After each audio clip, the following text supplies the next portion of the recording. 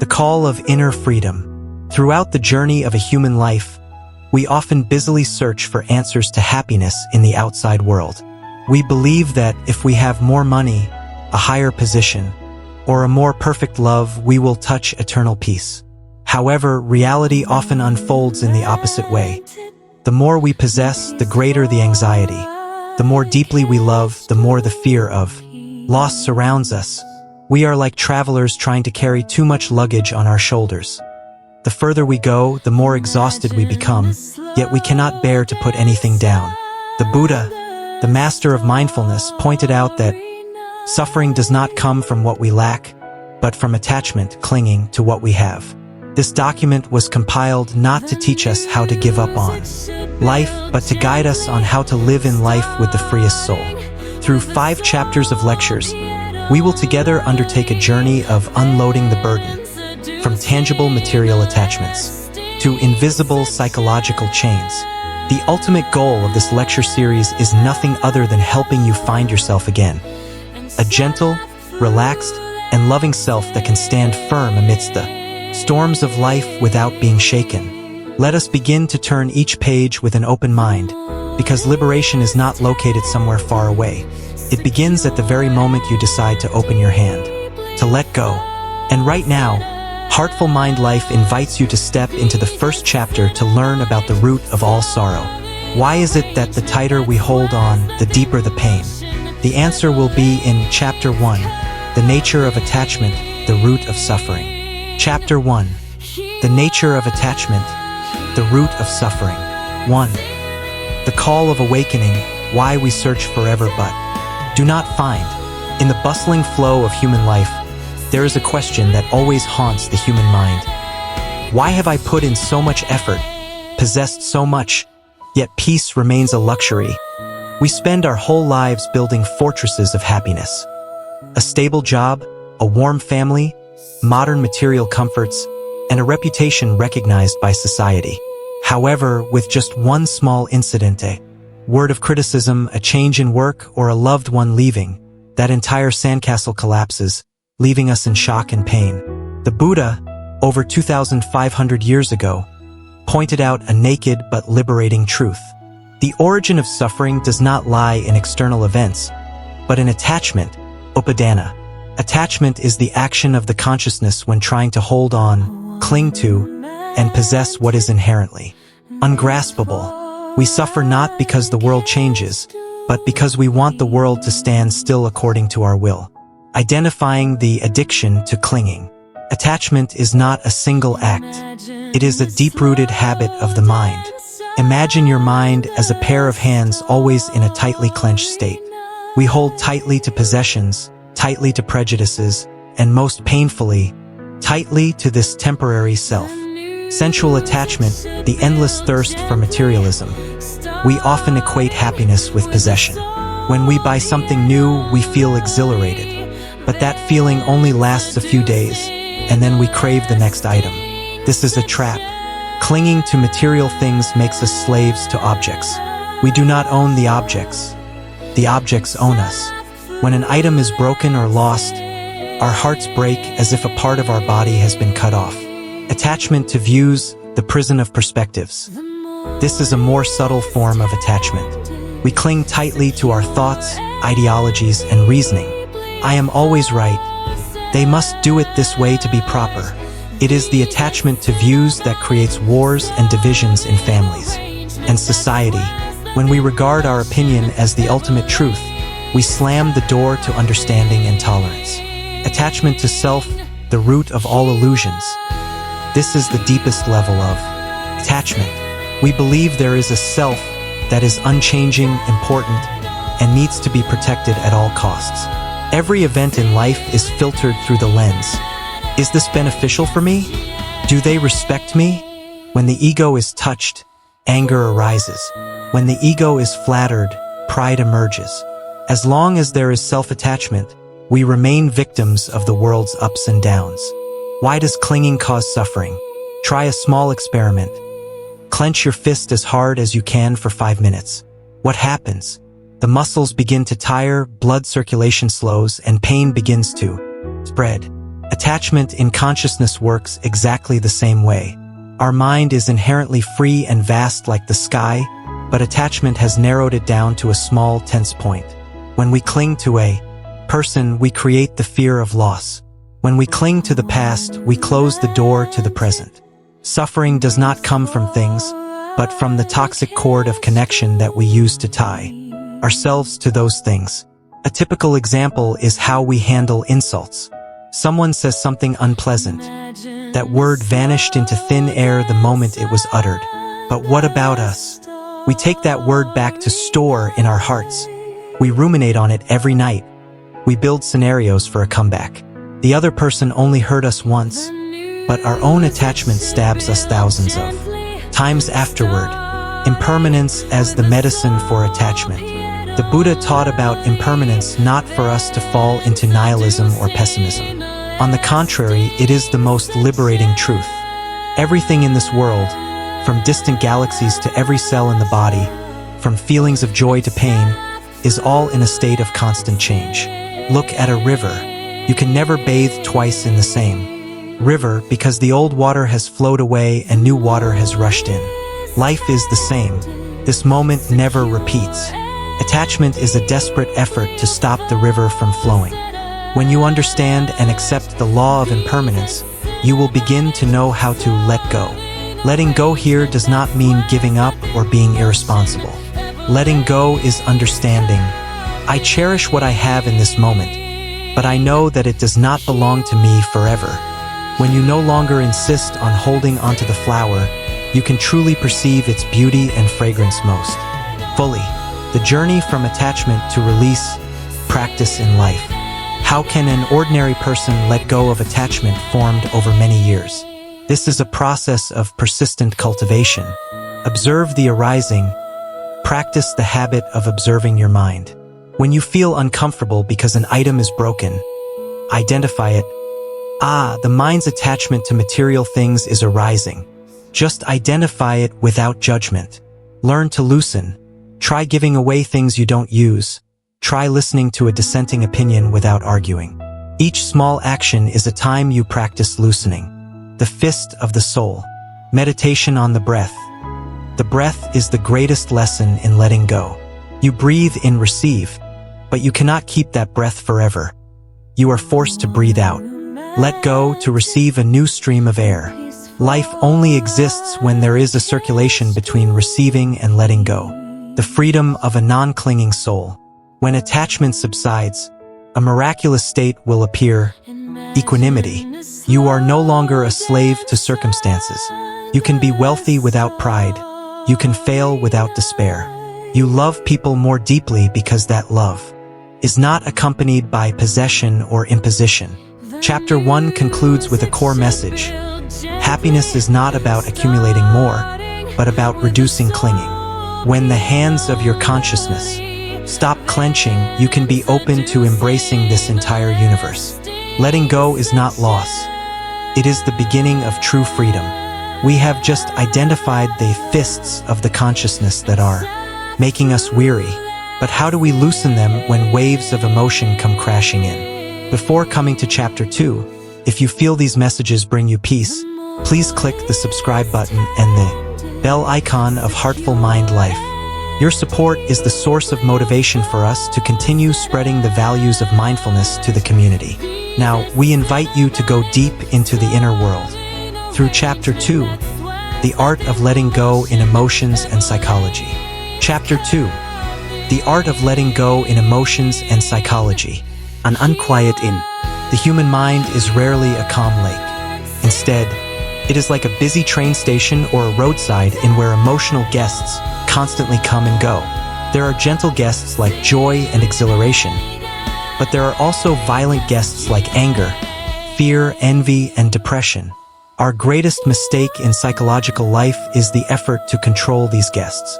We use every means to hold on to happy guests and find every tactic to drive away or avoid suffering guests. It is this effort to cling and repel that creates a state of constant internal conflict. Buddhism teaches that suffering does not come from the negative emotion itself, but from our attitude toward that emotion. Letting go psychologically is letting go of resistance and learning to make peace with all states of consciousness. The second arrow when psychology, self-torments. The Buddha once gave a classic example of two arrows. When a person encounters a misfortune, e.g., losing a job, being broken up with by a lover, that is the first arrow, causes objective pain. But immediately after, our mind begins to complain, "Why me? I am so useless. This life is so unfair." These thoughts are the second arrow which we fire into ourselves. The first arrow is often unavoidable because it is the way life operates. But the second arrow can be completely prevented if we know how to practice equanimity. Letting go of emotions. Here is not becoming emotionless, but identifying the pain of the first arrow and resolutely not letting the second arrow pierce the soul. We learn to accept that pain is inevitable, but suffering is optional. Observation technique. From I am to I see. The strongest psychological attachment occurs when we identify ourselves with the emotion.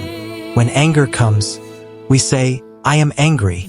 When sadness takes over, we say, "I am sad." By saying so, we unintentionally turn ourselves into that very emotion, and thus we are swept away by it. The art of letting go teaches us how to change our internal language. I am seeing that there is an anger present in me.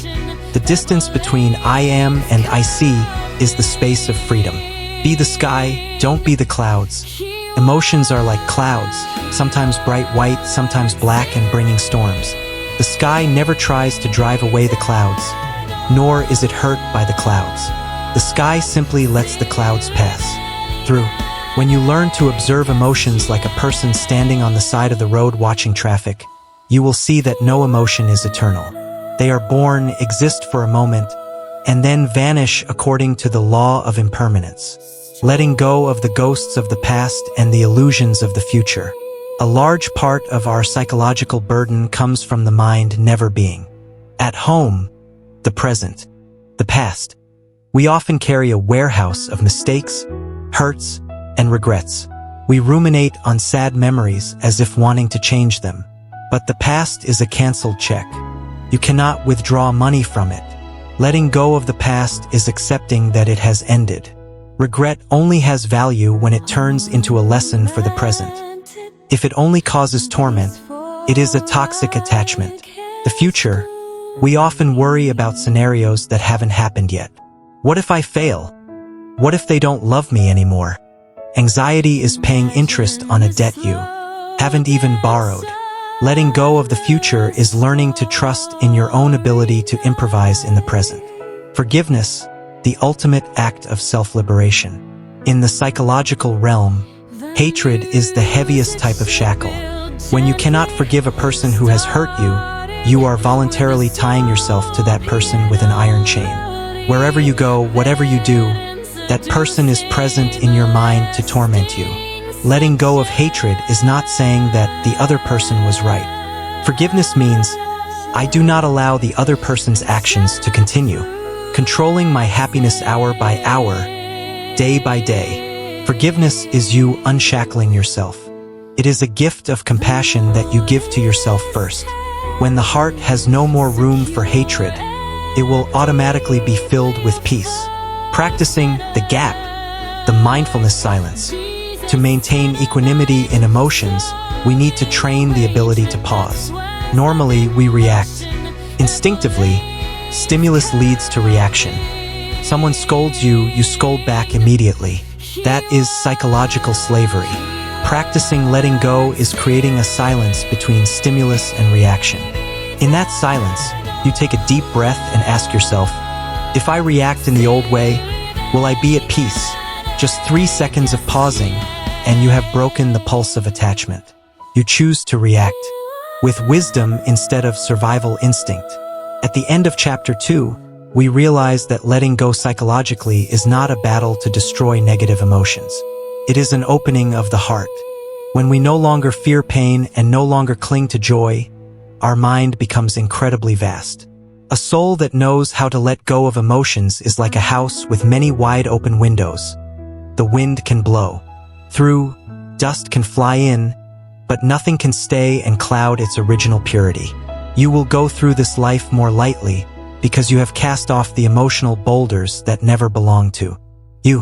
When our mind has begun to be still before internal fluctuations, how will we face the outside world, especially with those we love most? Have you ever found yourself suffering because you care too much about someone? Please share your story in the comments section so we can resonate with understanding. Next, we invite you to step into Chapter 3, Letting Go for Freedom in Relationships. Chapter 3, Letting Go for Freedom in Relationships. The suffering of separation from loved ones and the trap of possession. In Buddhist philosophy, the suffering of separation from loved ones is one of the greatest pains of human existence.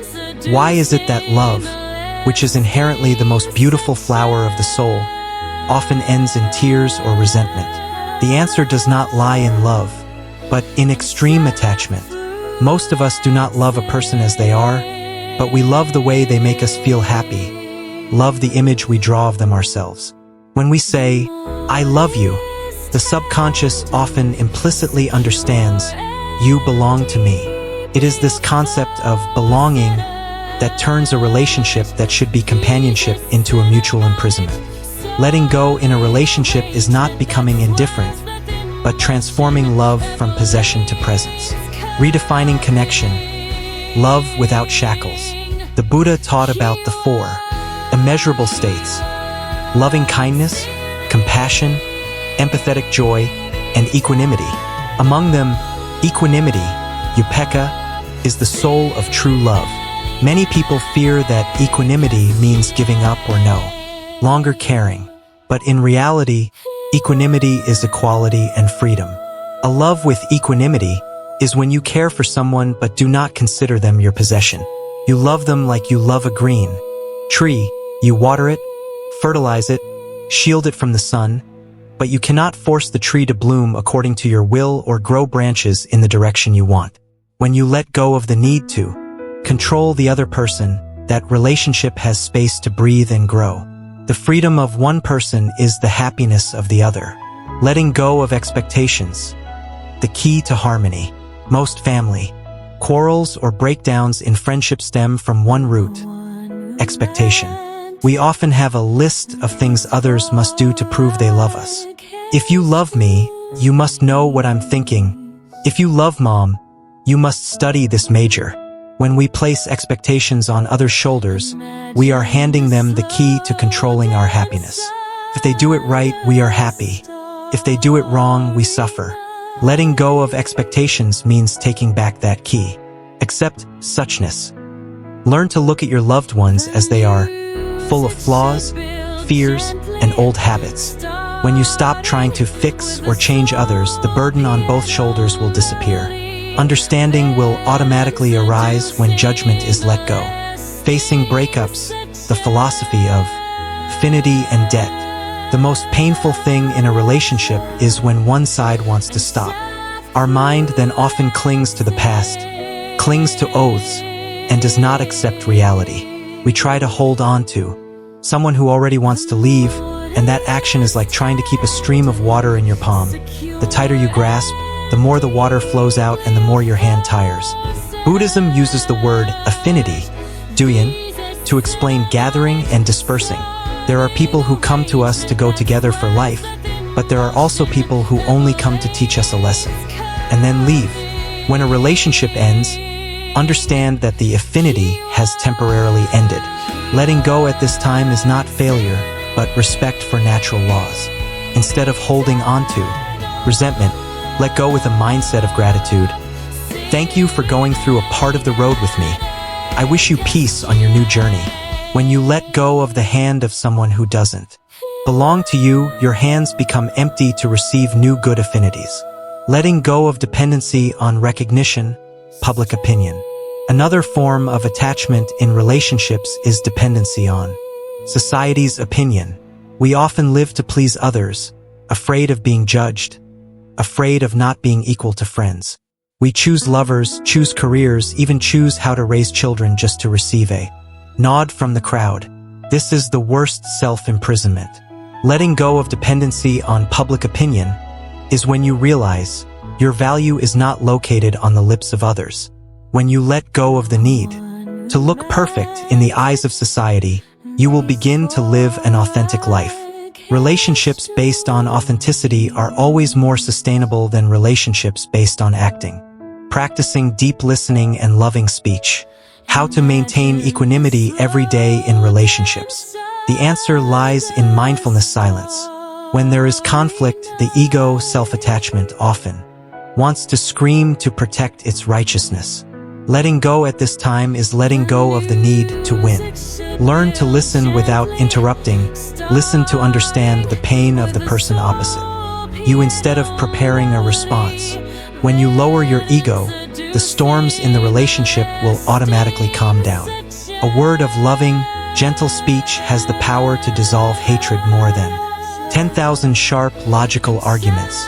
At the end of chapter 3, we see that the goal of letting go in relationships is not to become a lonely oasis. On the contrary, it is so that we can connect with the world in the deepest and healthiest way. A soul that knows how to let go in love is like a vast lake. Birds fly over the lake, the shadow of the bird appears on the water. When the bird flies away, the lake does not hold onto the shadow. People come and go in your life. You love them fully when they are there, and you let them go peacefully when they want to leave. That is the pinnacle of freedom. Freedom to love without ever being hurt by attachment. To love without binding is the pinnacle of freedom. However, this life is not just about feelings. We also have the burden of food, clothing, and money. How to maintain equanimity amidst work pressure. If you find this video helpful for those who are stressed out there, don't hesitate to click like and share it. Continuing the journey, we come to chapter 4. Practicing letting go in work and material possessions. Chapter 4.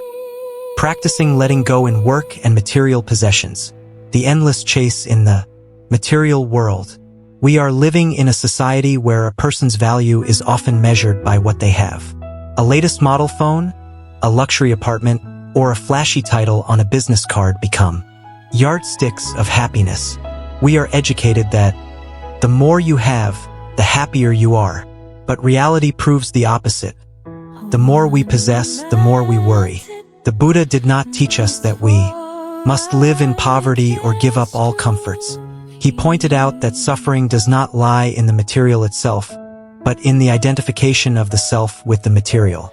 When we think, I am this car, I am this bank account, we have unintentionally placed our peace in the hands of things that are easily damaged and changed. Letting go in material life is precisely liberating oneself from the ideology of absolute possession to become a user of material things in a smart and free way. Working in the spirit of non-attainment, not clinging to results. One of the greatest pressures of modern people is the pressure for success and results. We go to work with the mindset of a gambler. If the project succeeds, I am a talented person. If the project fails, I am a throwaway. Clinging to results keeps our mind in a state of tension and anxiety even before the work begins. The philosophy of letting go teaches us the art of doing one's best, then letting fate decide. Focus on the cause. Pour 100% of your energy, creativity, and kindness into the current work. That is the part you can control. Let go of the effect. The final result depends on thousands of objective affinities, the market, partners, timing, and even luck. When you work with all your heart but are not tied to the result, you will see a miraculous change. You work more creatively. Because you are no longer afraid, you are calmer when encountering incidents, and you are no longer exhausted by illusory expectations. That is the freest state of a mindful worker. Letting go of the self in the workplace, from confrontation to service. The workplace environment is often where we witness the strong collision of egos, self-attachment. We crave recognition, fear being looked down upon, and are ready to fight to protect our opinions just because we want to prove I am right. Attachment to reputation and status turns colleagues into rivals and the workplace into a battlefield. Letting go of the ego at work begins with changing the question. Instead of asking, what will I get from the company? Ask, What can I contribute to the collective? When you shift from a mindset of taking to a mindset of service, the pressure of competition will disappear. You will realize that criticism from a superior is not an attack on your human value, but just information for you to improve your skills. When the ego recedes, understanding and cooperation will reign, creating a gentle and sustainable working environment. Few desires and contentment, the power of knowing enough. Craving material things is like drinking salt water to quench thirst. The more you drink, the thirstier you become. We often fall into the trap of comparison. Seeing friends have bigger houses, nicer cars, we feel we are lacking even though in reality we have everything necessary. True happiness does not increase with the number of belongings. It increases with the ability to enjoy what one has. Practicing knowing enough, try till you see, is the way to let go of bottomless greed. When you know that you have enough food to eat, clothes to wear, and a roof to return to, you will escape the fierce race for flashiness. This letting go brings you a treasure more valuable than all the money in the world. Freedom of time and mind. You no longer have to work to exhaustion just to maintain the artificial needs that society draws up. Facing failure and the loss of assets. In the material world, change is the only law. Companies can go bankrupt, stocks can go down, assets can be lost. If we cling tightly to them, when loss occurs, our hearts will break along with them. A person practicing equanimity views assets like streams of water flowing through the hand. We use it when it is there, and we let it go when it flows away. Letting go when failing is not an attitude of giving up or laziness, but the ability to stand up quickly. You realize that I have lost money, but I have not lost my human value or my ability to start over. This letting go keeps you always in a proactive position. Before all fluctuations of the economy, minimalism to liberate the spirit. To maintain equanimity in the material world, start with concrete actions. Minimalize living space. Boldly give away or discard items you haven't used within a year. Each item you let go of is a portion of your mental space liberated. Mindful spending. Before buying a new item, pause and ask, do I truly need it, or is my ego wanting to possess it to show off? Distinguish between means and purpose. Remember that money and work are means to live happily. Do not turn yourself into a means to serve the purpose of making money. Closing chapter 4. We understand that letting go in work and material things does not make us poorer or less capable. On the contrary, it makes us a truly rich person, one who can enjoy life without being dependent on it, one who can work wholeheartedly without being devastated by stress. When your hands are no longer tightly clutching gold bars or titles, you are free to help others and open your heart to receive life's simplest joys. Freedom in the material world is knowing that you have everything, but nothing possesses your soul. Materialism is a means, not a destination. But how can we maintain this state of composure throughout a long day, throughout a lifetime, without it being eroded by old habits? The final chapter following this will be the master key to help you turn philosophy into daily breath. We invite you to watch chapter 5, Maintaining Daily Equanimity, Moving Towards Complete Liberation. Chapter 5, Maintaining Equanimity. In daily life, moving towards complete liberation. The way is not outside of life. Cultivation is living mindfully. Many people often mistakenly believe that cultivation or practicing letting go is something separate from daily life, as if one must go to a temple, meditate in a deep cave, or leave one's family. However, according to the Buddha's teachings, the way is not outside of life. A soul that truly knows how to let go must be tempered right within the bustling, fluctuating flow of daily life. Living in the mud without the stench of mud. The world is full of temptations, scandals, and pressures. Practicing daily equanimity is learning how to face all of those things with a calm attitude.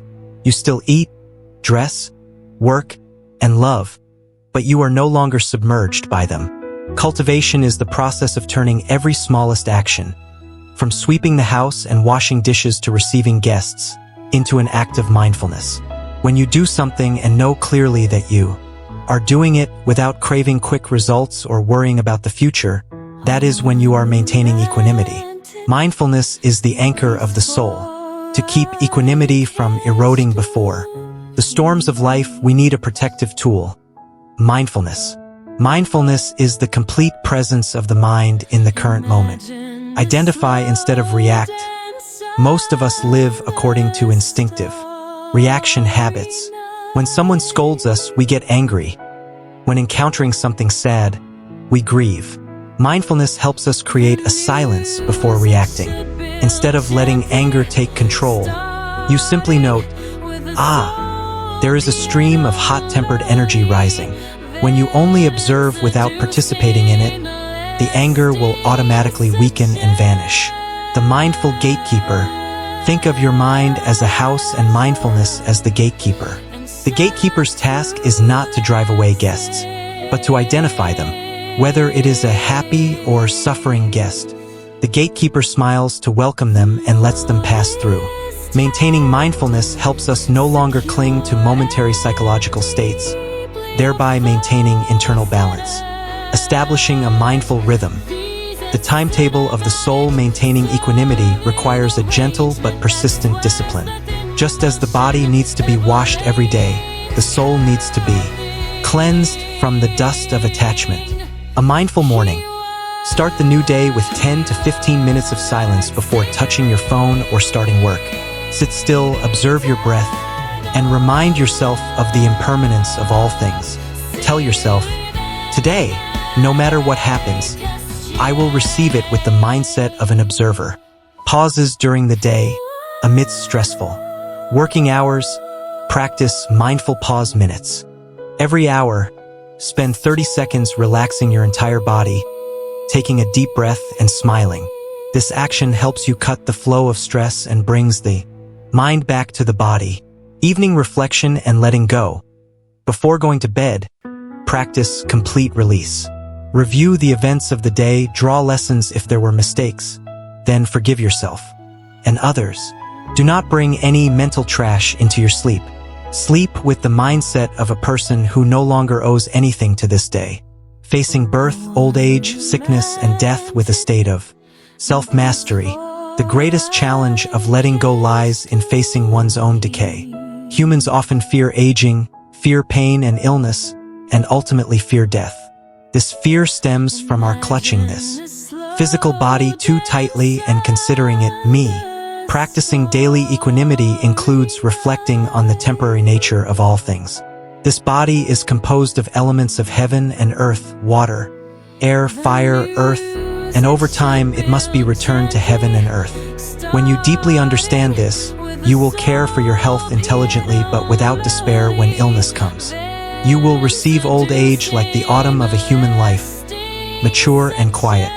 Letting go of the fear of death is the key for us to live the most complete and courageous life. Happiness from gratitude and service.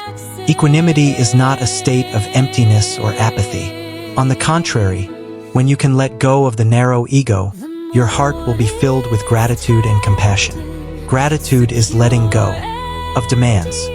A person who always feels grateful will no longer have the mindset of being a victim. You are grateful for the bowl of rice, grateful for the air, grateful even for difficulties because they help you become stronger. Gratitude turns what you have into enough. Service is letting go of the ego. When you do something for the benefit of others without expecting repayment or fame, you are practicing the greatest liberation.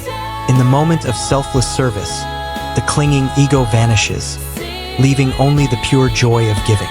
Complete liberation. Freedom right here and now. The ultimate goal of Buddhism is not some distant heaven after death, but liberation right within this life. Liberation, nirvana, is not a place, but a state of mind.